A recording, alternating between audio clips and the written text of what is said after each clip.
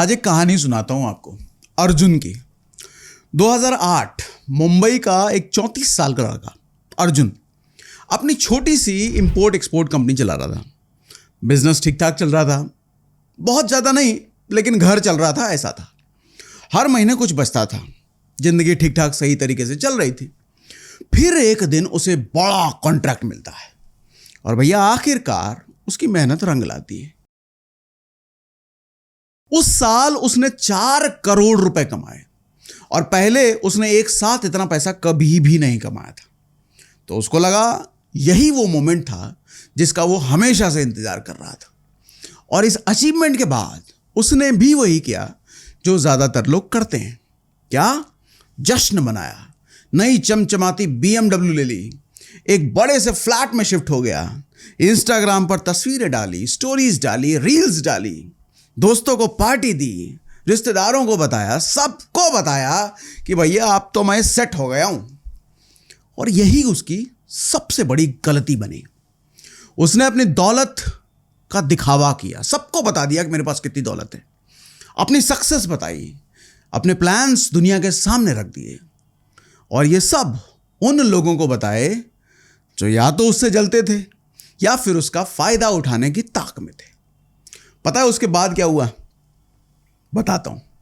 सिर्फ 1 साल में उसके सबसे भरोसेमंद पार्टनर ने अलग कंपनी खोल ली और जाते जाते अर्जुन के सारे क्लाइंट्स भी लेके गया। 3 रिश्तेदारों ने इन्वेस्टमेंट के नाम पर उससे पैसे मांग लिए। इनकम टैक्स का नोटिस आ गया क्योंकि रिटर्न में थोड़ी बहुत चूक हो गई थी।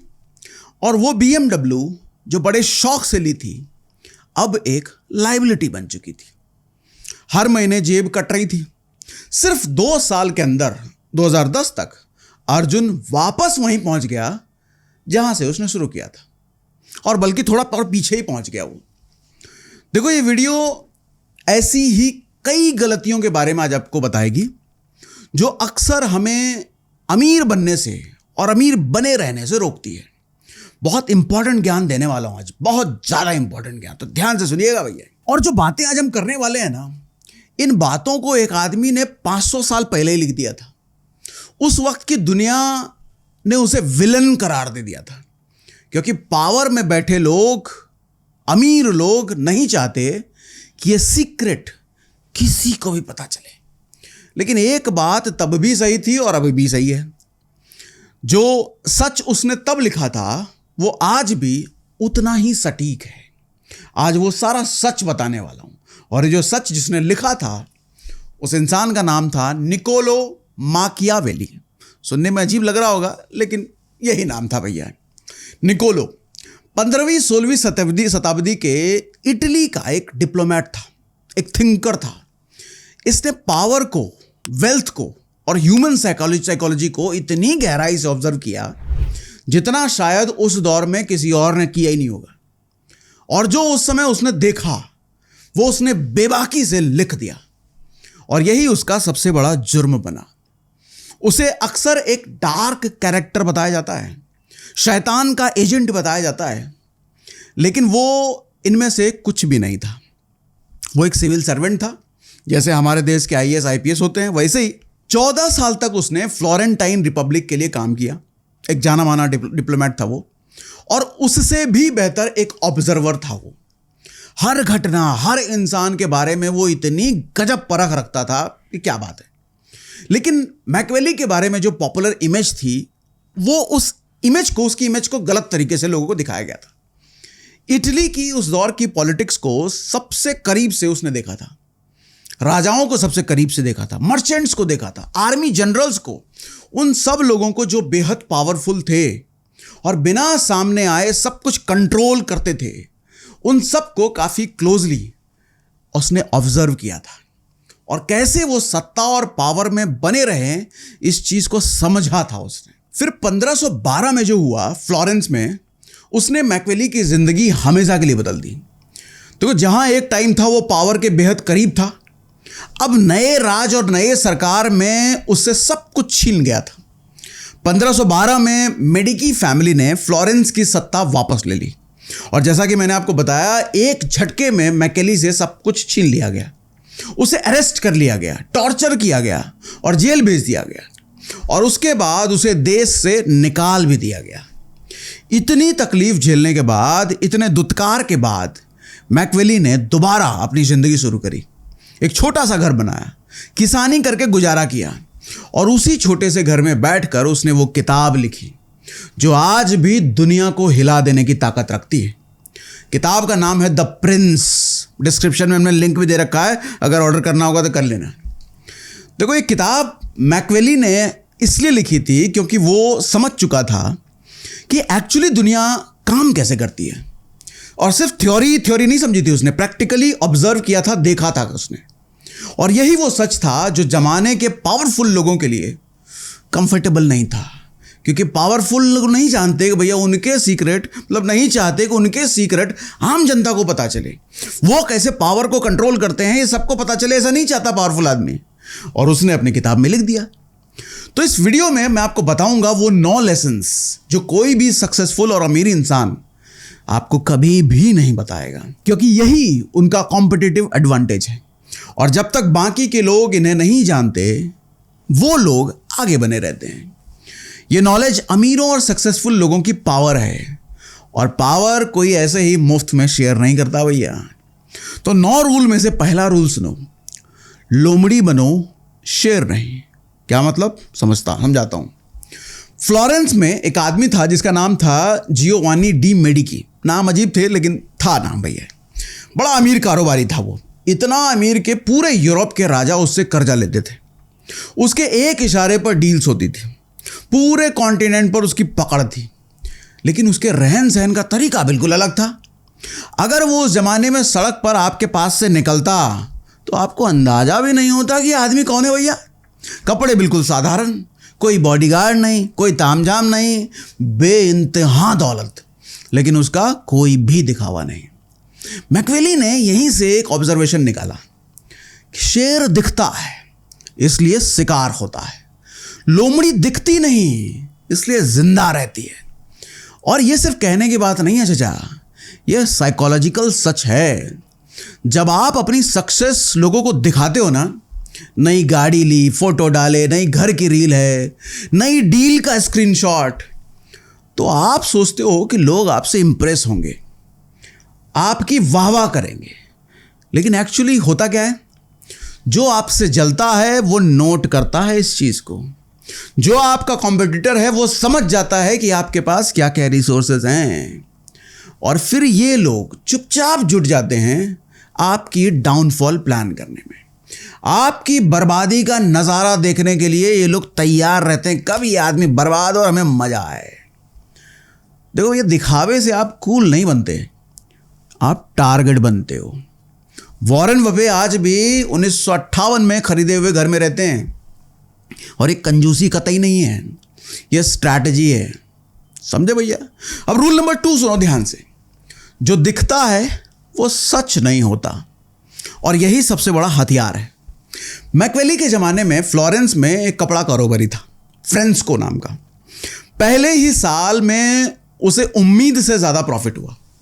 अब यही किसी नॉर्मल इंसान के साथ होता तो वो क्या करता, नया ऑफिस लेता, लोगों को बताता, अपनी ग्रोथ दिखाता। फ्रेंस्को ने ऐसा कुछ भी नहीं किया। वो उसी पुरानी दुकान में बैठा रहा, वही पुराने कपड़े पहनकर। जब कोई पूछता कैसा चल रहा है काम धाम भैया, तो उसका जवाब रहता कि भैया मार्केट स्लो चल रहा है यार, कैसे तैसे मैनेज हो पा रहा है।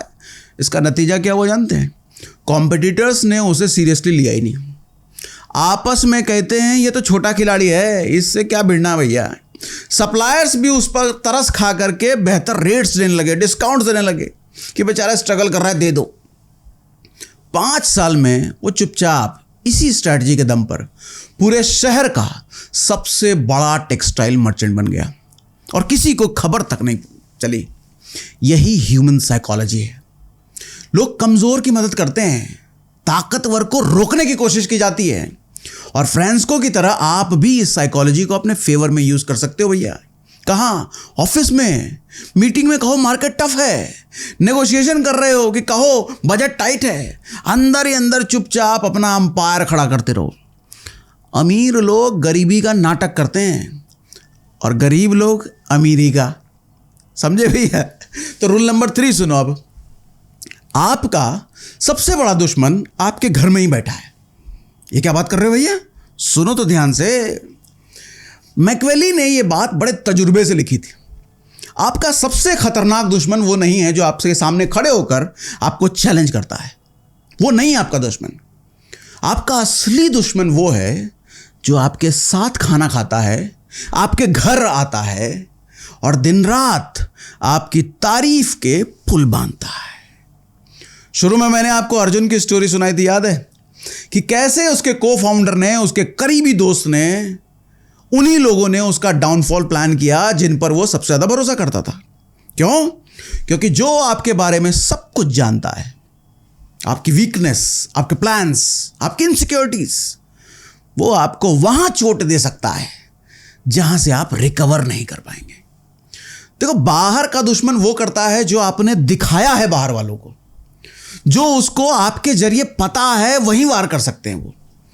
लेकिन आपके घर के अंदर बैठा दुश्मन वो करता है जो आपने शायद बाहरी दुनिया को कभी पता भी नहीं चलने दिया, वो उसको पता है।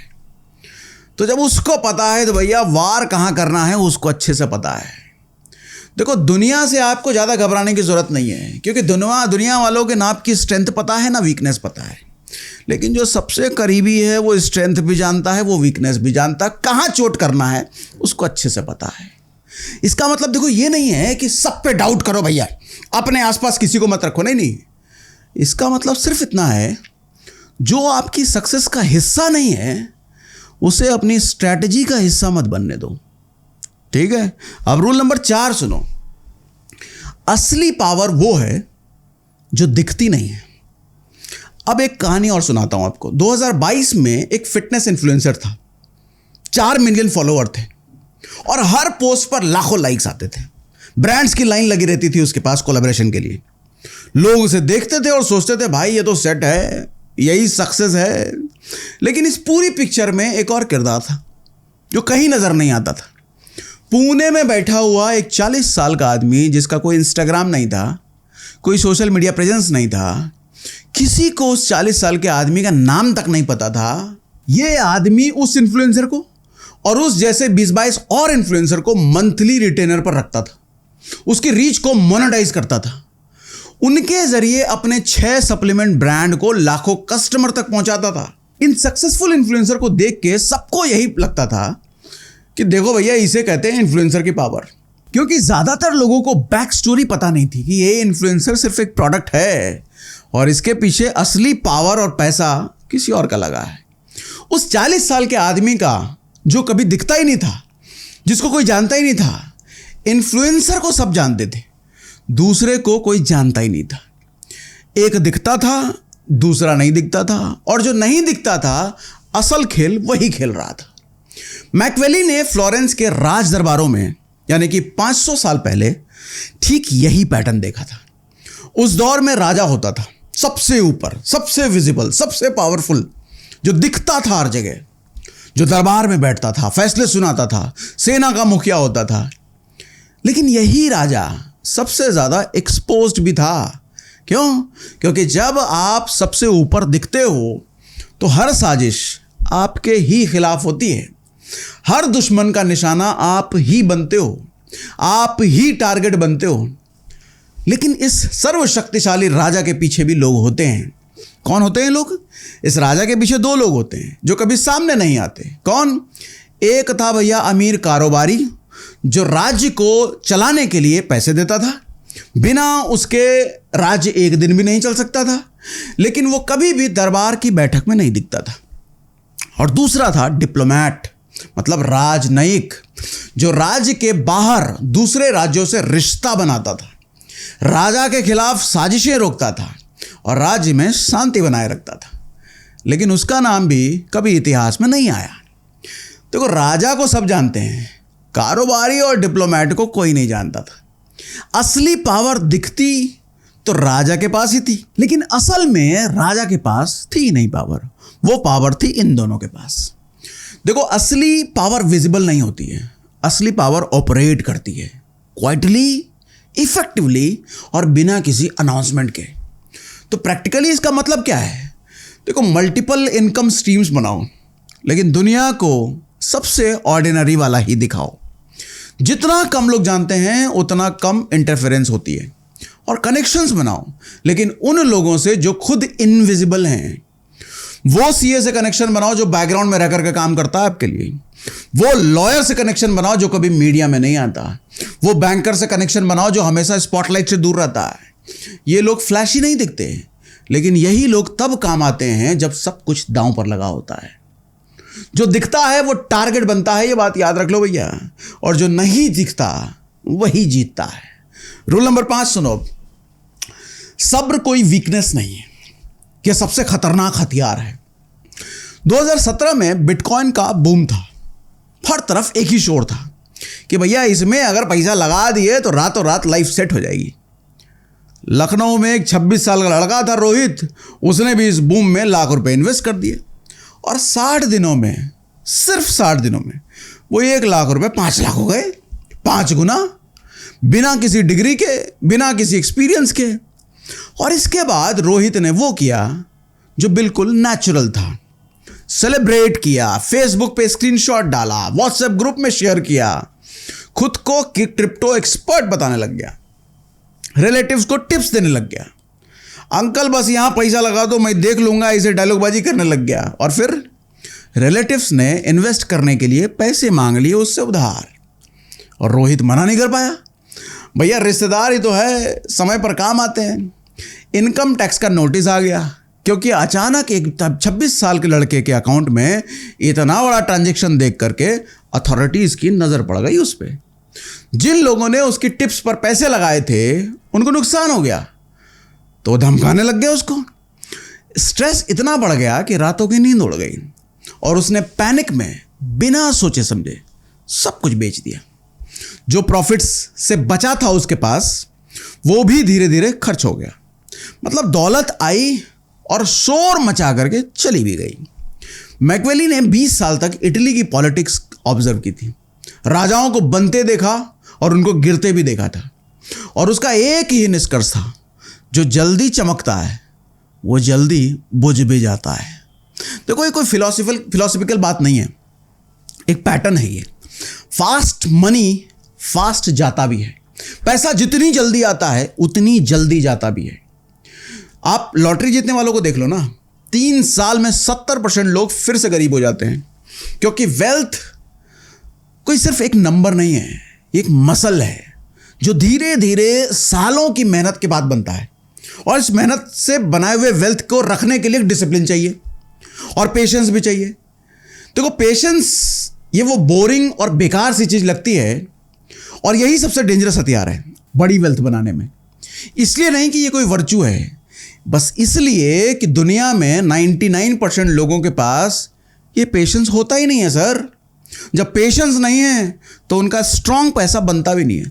सबको फास्ट पैसा चाहिए, लेकिन लोग भूल जाते हैं कि फास्ट आए हुआ पैसा फास्ट जाता भी है। अब रूल नंबर 6 सुनो ध्यान से। आपकी रियलिटी नहीं, आपकी इमेज मैटर करती है। देखो, मैकवेली ने कुछ ऐसा कहा है जो सुनने में आपको अटपटा लगेगा। क्या है ये? ये मैटर नहीं करता कि आप एक्चुअली क्या हो, ये मैटर करता है कि लोग आपके बारे में क्या सोचते हैं। अब ये सुनकर के लगता है ये तो मैनिपुलेशन है यार, किसी को बेवकूफ़ बनाने वाली बात है। लेकिन ज़रा सुनिए चचा ध्यान से। देखो, अगर आप फिनेंशियली स्टेबल हो लेकिन दुनिया आपको ऑर्डिनरी समझती है, मामूली समझती है, तो आप पूरी तरीके से सेफ हो, समझ लो। कोई आपको टारगेट नहीं करेगा, कोई आपसे पैसे उधार नहीं मांगेगा, कोई आपसे जलेगा नहीं। लेकिन अगर आपकी हालत फिनेंशियली टाइट है और दुनिया के सामने अपने आप को अमीर, एकदम हाई फाई वाली इमेज बना रखी है, तो आप चारों तरफ से गिर जाओगे। जो आपसे कुछ ना कुछ मांगते रहेंगे लोग, ऐसे टकराते लोग रहेंगे, और जब आप डिलीवर नहीं कर पाओगे, जब आप उनको उधार नहीं दे पाओगे, तो वही लोग आपके दुश्मन बन जाएंगे। वही लोग जो आपसे दोस्त थे, भैया दोस्ती यार एक चक्कर में कुछ पैसे मांग रहे थे, इतना कमा रहा है हमको कुछ दे दे, नहीं दे के देखो जरा, आप दुश्मन बन जाओगे रातों रात, और आपकी बर्बादी की प्लानिंग शुरू हो जाएगी। आप कहोगे हमने तो कुछ किया ही नहीं, कर दिया अनजाने में। तो जो अपनी इमेज को खुद कंट्रोल करता है ना, ये समझ लो कि वो अपनी लाइफ को कंट्रोल कर रहा है। तो आपकी इमेज समाज में क्या बन रही है, इस पर बहुत ध्यान रखिए।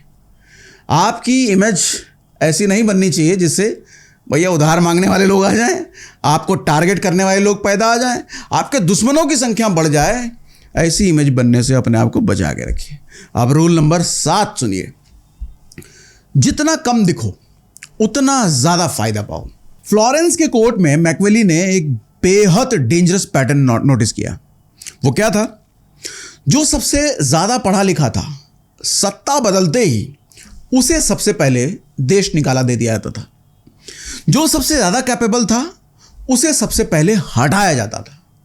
जो सबसे ज्यादा जानता था उसे सबसे पहले बर्बाद किया जाता था। आप कहोगे ये क्या बात कर रहे हो यार? क्यों? समझाता हूं ना।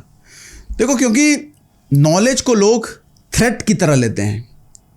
जो बहुत ज्यादा जानता है ना, नए बने राजा को लगता है कि ये कल मेरी जगह ले सकता है। और यही आपके ऑफिस में भी हो रहा होगा, आज नहीं तो अभी हो ही रहा होगा। और जो सबसे ज्यादा स्मार्ट दिखता है उस पर सबसे ज्यादा काम डाला जाता है, उसके खिलाफ सबसे ज्यादा पॉलिटिक्स होती है, उसे सबसे ज्यादा रोकने की कोशिश होती है। तो मैकवेली ने इस प्रॉब्लम का क्या सॉल्यूशन दिया है? ऐसी सिचुएशन में सबसे स्मार्ट मूव यह है कि थोड़ा कम स्मार्ट दिखो। मतलब अगर प्रमोशन मिला तो कहो कि यार लकी था, बॉस की मेहरबानी थी, मिल गया। अगर कोई ब्रिलियंट आइडिया आया तो उसको बहुत स्लोली प्रेजेंट करो, ऐसे लगे कि ये सबका आइडिया है, सिर्फ आपका नहीं है। अगर बिजनेस में प्रॉफिट हुआ तो कहो कि बस सरवाइव कर रहे हैं भैया। जब होशियार दिखते हो तो लोग आपसे कंपीट करते हैं, और जब आप सीधे साधे दिखते हो तो लोग अपने गार्ड्स नीचे कर देते हैं। मतलब आपसे कोई लड़ने के लिए खड़ा नहीं रहता हो। लोग आपसे अपने सारे राज शेयर करते हैं, अपनी सारी कमजोरियां आपको बताएंगे, सब आपसे डिस्कस करेंगे। क्यों? क्योंकि आप तो भैया सीधे साधे हो, क्या ही उखाड़ लोगे ऐसा उनको लगता है।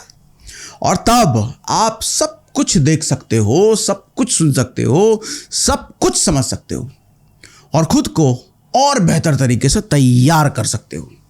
मतलब वो कहावत है ना, एड़ा बन के पेड़ा खाने वाला, तो ऐसे एड़ा बन के रहने का भैया। लेकिन पेड़ा सबसे ज़्यादा वही खाता है जो एड़ा बन के रहता है, समझे? अब रूल नंबर 8 सुनो, पैसा कमाओ मत, पैसे से पैसा कमाओ। है ये क्या बात? समझो।